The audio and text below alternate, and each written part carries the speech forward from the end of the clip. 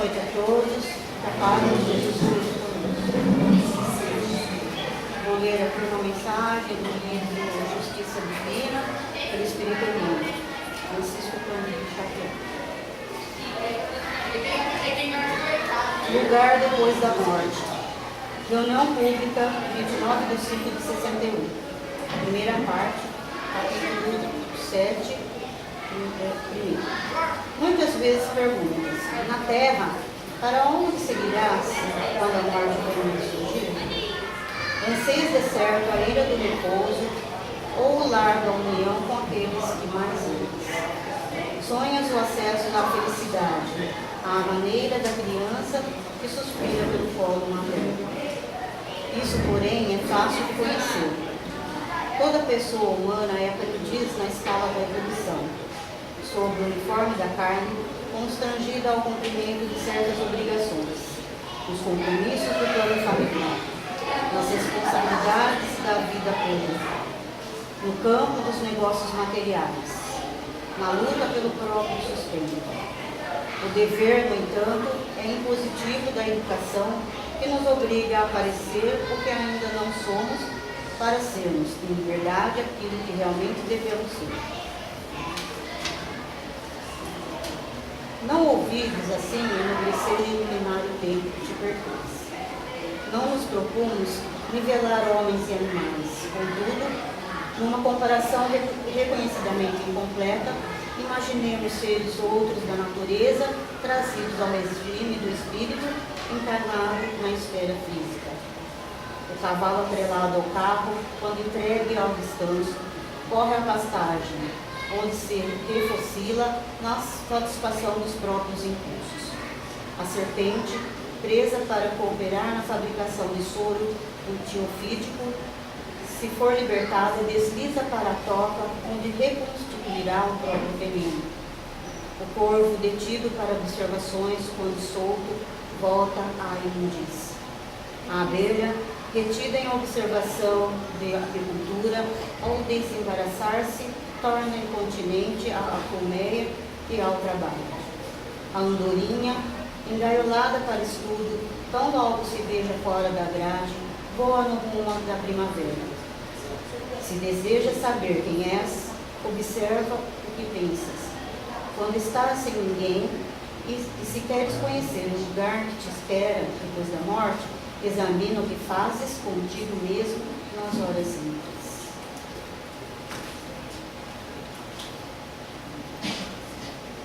Então vamos assim, nesse instante, orar ao nosso Pai, agradecendo assim mais essa oportunidade, agradecendo a nossa semana, agradecendo por tudo que nos aconteceu de bom, de expectativa, de crescimento durante a nossa semana.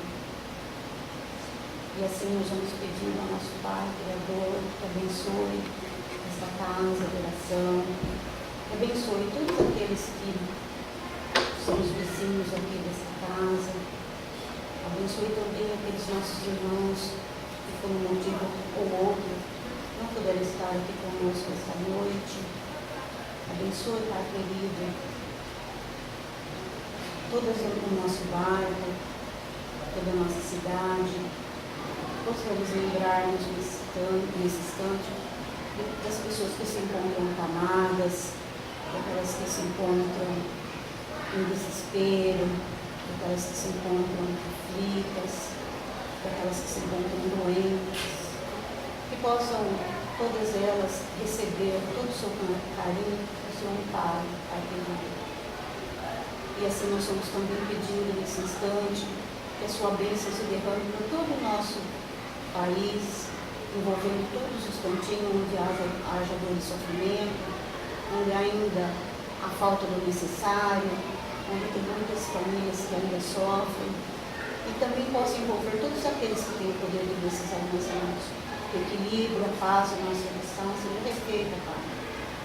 E assim também que possamos vibrar por todo o nosso planeta, por todo o cantinho onde haja sofrimento, onde haja um irmãozinho nosso sofrendo. E assim, voltando de novo à nossa casa, nós vamos também pedindo nesse instante já a espiritualidade amiga presente, que coloque na água tudo aquilo, todo medicamento necessário ao nosso espírito, ao nosso equilíbrio espiritual, ao nosso equilíbrio físico. E também possa abençoar todos os nomes que estão colocados nesse caderno de vibrações de amor e carinho, todos os nossos irmãozinhos, encarnados e desencarnados. E assim, Pai querido, que possamos também envolver o nosso companheiro, que fará a preleção da noite de hoje. Que assim seja.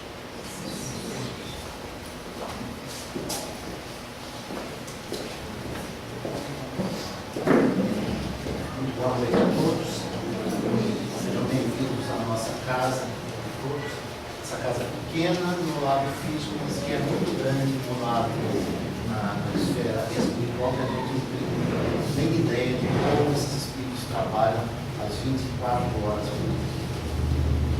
Bom, no Evangelho de Lucas, no capítulo 17, existe a parábola do mal. No tempo de Jesus havia um homem rico que morava num palácio e que num determinado momento um pobre chamado Lázaro, muito doente, estava deitado na sua porta, morrendo de fome, pedindo a Deus que tivesse um pouco das migalhas daquela mesa farta para ele. Porém, ele não foi atendido e ninguém daquela casa deu nada de comer ao velho Lázaro. Um determinado dia, Lázaro morreu. E ele foi para os braços de Abraão. Abraão, um dos profetas mais antigos. E logo depois o rico morreu. Só que nessa história, é uma história assim, figurada, né? O rico foi para o inferno. Só que enquanto o rico estava lá, naquele desespero, ele olhou e viu Lázaro nas mãos, nos braços de Abraão. E naquele desespero, naquele sofrimento, ele falou: Pai Abraão, por favor, me mande Lázaro aqui, para que ele pegue um pouquinho de água com o seu dedo e coloque na minha língua, porque ela está fervendo, está pegando fogo. E Abraão lhe disse: Filho,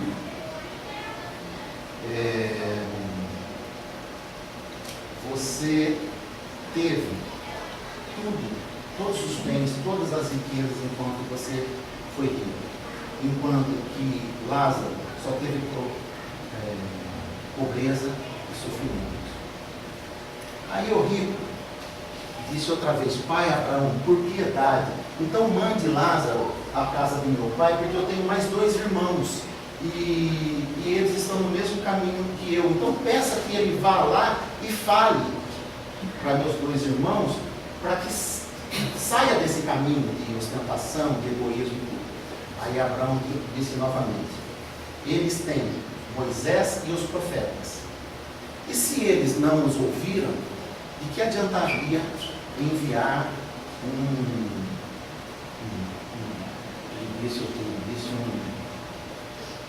alguém ressuscitado, né, segundo as palavras? Se eles não ouvem os profetas, também não acreditarão, mesmo que os mortos ressuscitem. Essa parábola, ela, se analisada à luz do Espiritismo, que é o que diz o Evangelho segundo o Espiritismo. Por que ele é segundo o Espiritismo? Porque são as máximas morais do Cristo em concordância com os Espíritos e a sua aplicação às diversas posições da vida. Ou seja, aqui diz que o que está escrito na Bíblia foi escrito há 2000 anos atrás e que a gente tem que procurar o sentido daquilo, não aquelas palavras literalmente. Então vamos ler de outro jeito isso aqui. Quando o Jesus fala que havia um rico, ele não generalizou. Ou seja, ele não quis dizer que todos os ricos fossem daquela forma. Depois, quando ele fala que o Lázaro, ninguém lhe dava nada, ele mesmo sofrendo de fome, ele passou fome e morreu na frente de uma casa de tanta fartura. Quando o rico pede ao pai Abraão para que o Lázaro vá molhar a sua boca, ele está afirmando que Lázaro conquistou um grau de espiritualidade superior e que ele já poderia auxiliar outros espíritos como ele que estava no sofrimento.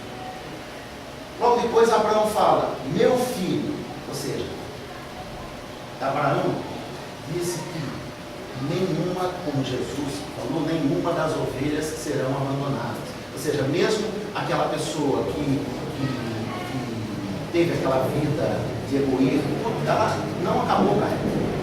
Ela ainda tem chance de se libertar. Logo depois,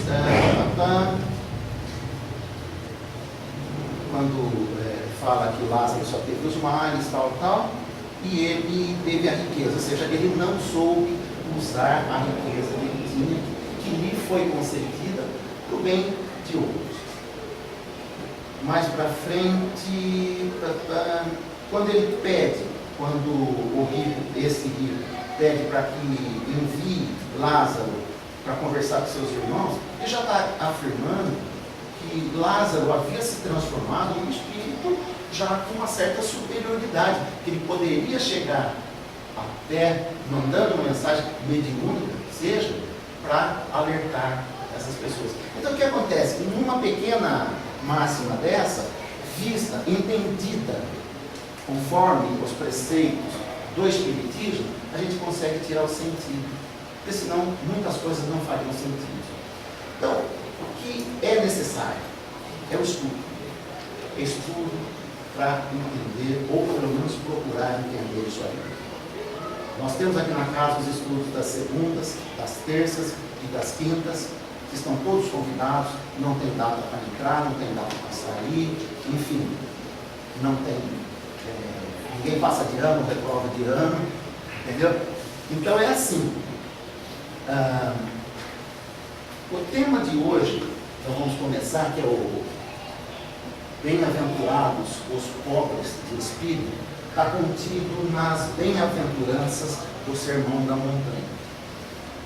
Uma vez, Gandhi disse que se todos os livros religiosos do mundo se perdessem e restasse apenas o Sermão da Montanha, isso já seria suficiente para ter um código de conduta moral e dos princípios cristãos para toda a humanidade. Ou seja, não perderia nada. A perda de todos os livros religiosos e só essa partezinha da Bíblia já seria suficiente para a humanidade. Essas bem-aventuranças, elas têm o bem-aventurados os que têm puro coração, bem-aventurados os que são brancos e pacíficos, os misericordiosos, bem-aventurados os aflitos, e hoje que nós vamos tratar bem-aventurados os pobres de espírito, porque deles é o reino do céu. Quando Jesus disse que chamou de pobres de espírito, ele não quis dizer que fosse aquela pessoa com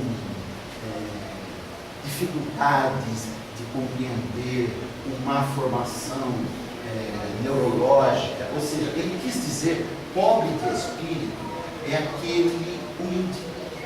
Tá? E quando ele fala também, dele será o reino do céu, só de Deus, o reino do céu. Ele também não quis dizer que o céu é um local delimitado fisicamente, porque o céu, o chamado inferno, a paz e a perturbação, o amor e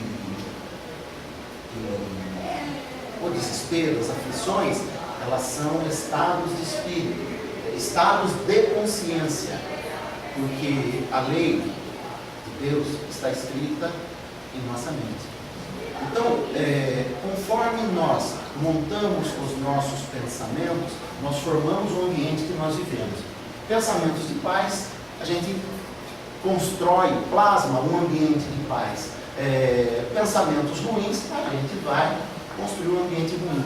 Até tem aquela frase que me diga com quem andas e eu te direi quem és. Mas não é isso. Só que não é assim, é o contrário.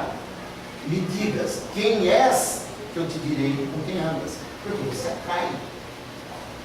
A frequência vibratória do pensamento é a maior força que a gente tem, certo? Capaz de fazer coisas inimagináveis. Jesus, tudo que ele fez foi conhecendo as leis do mundo, da matéria, e fazendo, trabalhando com elas através da força do seu pensamento. Assim foi fácil para ele. Transformar água em vinho, multiplicar pães, peixes, isso tudo. Tudo tem uma lógica quando estudado. Raul Teixeira, que é um professor universitário de física, além de escritor, orador, espírita, numa das suas palestras ele fala, desde a célula, vai diminuindo, o átomo, papapá, até chegar na partícula que não existe, que se conhece por teoria só, e que os espíritas chamam de espírito. Ou seja, a ciência vai chegando até isso. Hoje nós temos, falando em ciência, a ciência nos proporcionou, com a evolução, um modo de vida muito bom. Conforto, menos dor, mais qualidade de vida, enfim, tudo que nós temos hoje ao nosso dispor. Porém, o que falta para o homem hoje, para a humanidade, é a paz interior. Existe aquela ilusão coletiva em que se coloca o ter e o ser, a valorização do ter em detrimento do ser. Ou seja, é um mundo de ilusões em que se acha que se você parecer, não precisa ser. Eu tenho dois exemplos, dá para falar aqui, que eu trabalhei numa empresa grande, em Campinas, não vou falar só um, não vai demorar muito. E um diretor, e todo dia o carro da empresa ia pegar a casa dele e deixava na frente da empresa, o porteiro lá abria a porta para ele, ia até o elevador, apertava o botão, ele entrava, chegava lá na sua sala, a secretária já vinha com um cafezinho e tal, até o dia que ele aposentou. A pessoa, um diretor, trabalhava com multinacionais, bem vestido, ternos, isso, aquilo, almoço com grandes empresas e tal. Ele aposentou, foi feita a festa. No dia seguinte, ele foi pegar as coisas e ficaram lá. Ele parou no mesmo lugar que ele parou tantos anos, ninguém veio abrir a porta. Aquele porteiro que apertava o botão pediu a identificação de qual o seu nome? Não sou eu, não sou o seu RG, tal. A hora que ele subiu, depois identificado, com todo o praxe que tem, subiu na sala dele, a secretária estava lá, suas coisas estão naquela caixa. Então, é o ter e o ser. Você, altos cargos são temporários, situações que são temporárias. Na política, cargos que são temporários. Tudo é temporário e que dura 1/1000 do milésimo comparado à vida espiritual, que é o que vale. Então, tudo que nós fazemos aqui, nós construímos para o bem ou para o mal. Só que chega um momento em que a gente morre. E não precisa responder, mas alguém acha que se leva alguma coisa daqui, não precisa responder não. Alguém acha? Veja bem, quem foi avarento e contou cada centavo que ele tinha, foi escravo do dinheiro. Um dinheiro que ele não possuía, no caso, o dinheiro que possuía ele. Né? Quem teve vícios foi escravo dos vícios. Quem teve gula foi escravo do excesso de comidas. Então, não é errado a pessoa ter conforto, viver bem, passear, viajar, desde que seja com dinheiro honestamente ganho. Tá? Porém, há que se separar uma coisa. As coisas materiais não se levam, mas tem coisa que a gente leva.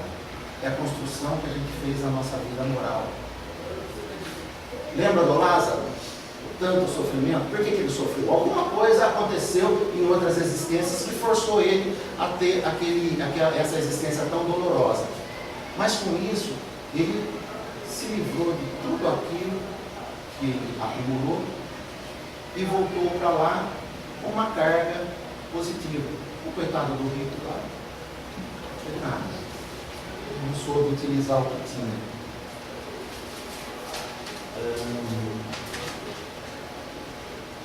Aqui, ó, fala-se aqui a receita da felicidade. Eu não sei quem vai falar isso, mas não foi importante, né? É viver como necessário e ter o sentimento do dever cumprido. Então, os pobres de espírito a quem Jesus se referiu, sejam eles ricos ou pobres materialmente, eles são aqueles que têm o sentimento do dever cumprido, praticam caridade, solidariedade, caridade por menos que tenham. Tá? É como a gente pegar nessa volta do plano espiritual, a gente reparar, eu não sei se aqui tem, mas na maioria das cidades tem aquela placa em cima do portão do cemitério. Não sei se aqui tem. Aqui somos todos iguais. Você já viu isso? Aqui não tem. Lá na minha cidade tem, algumas outras tem. E é a maior verdade, que você imagina alguém ricamente vestido, roupas caríssimas. Se ele tirar essa roupa, ele vai ser exatamente igual ao mendigo maltrapilho que andava na rua. Nós somos todos iguais. Não exatamente no cemitério, né? Porque alguns ficam lá, mas a maioria sai de lá. Entendeu? Essas são, então, as conquistas morais que nós temos e que só isso nós podemos levar, porque Jesus também falou que a cada um segundo as suas obras. Porque você imagina a situação daquela pessoa que teve tudo, teve saúde, teve a felicidade de estar num lar sem problemas, sem perturbação, conseguiu um emprego bom, tal. Não fez nada. Por egoísmo, por preguiça, enfim, por vários motivos. Todos aqui sabem que a gente vai morrer, ou desencarnar, que é deixar o corpo de carne e voltar ao plano espiritual. E lá vai ser colocado. Não vai ter céu, inferno, purgatório. Isso não tem. Isso é a nossa consciência. Mas, por exemplo, o que você vai falar a hora que tiver que dar explicação? Que desculpa você vai arrumar? Porque quando você... Hoje nós temos o nosso corpo, a gente pode encobrir certas coisas. Depois que perde esse corpo, tudo fica claro para a gente. Entendeu? Tudo fica claro, segundo os livros, as pessoas são vistas pelo que elas são, exatamente. Tem um trechinho do Evangelho que nós lemos segunda-feira, no nosso estudo, que eu achei uma coisa maravilhosa, que foi uma comunicação do Espírito Adolfo, bispo de Argel, em Bordeaux, em 1868. Só o finalzinho, tá?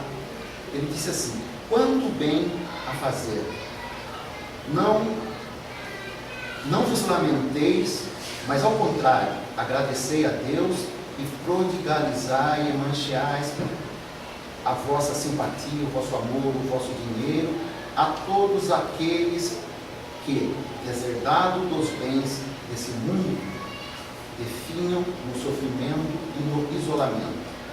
Colherei nesse mundo alegrias bem suaves, mas mais tarde, tá certo?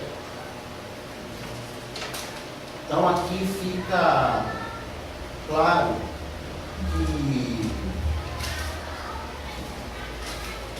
que o que nós temos que levar daqui são as conquistas morais.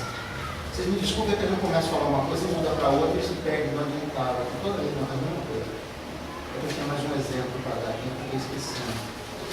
Com relação à vibração, o que eu falei no passado, agora há pouco. Tem uma historinha rápida também do Chico Xavier, eu já contei aqui, mas muita gente não ouve, que Chico Xavier trabalhava e ele estava atrasado para pegar o ônibus para ir para o seu trabalho.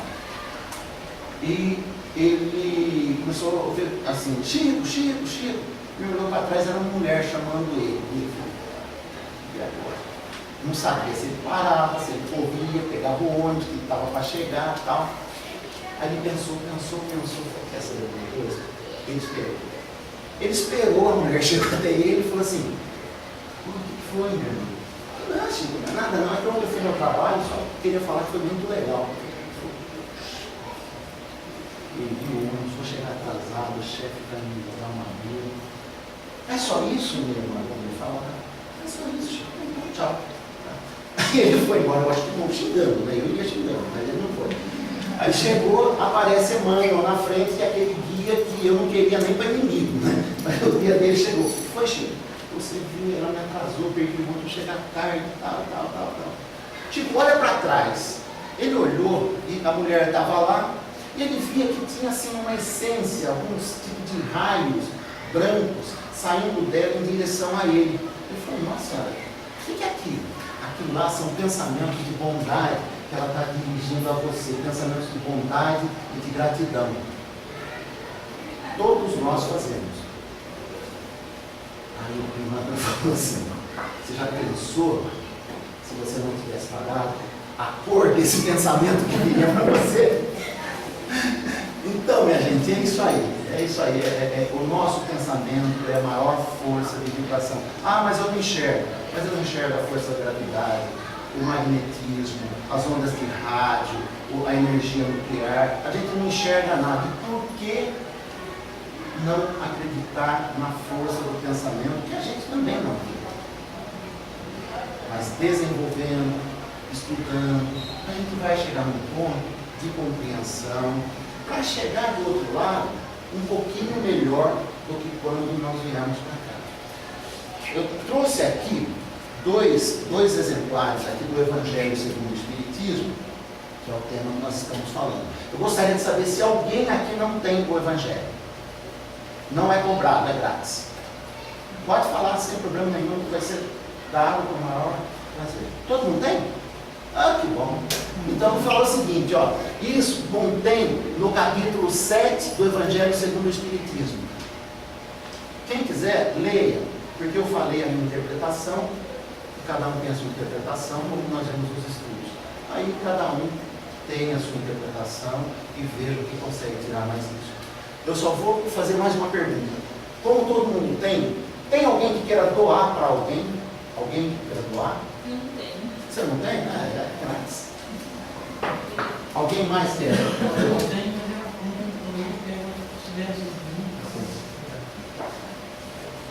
Eu agradeço muito a atenção de todos vocês e nós vamos para a sessão de passes, que é a troca de energia do plano espiritual, na medida do possível, tirando da gente toda aquela energia que a gente vem carregado, os problemas de fora, e que, se Deus quiser, a gente vai sair daqui em melhor situação que nós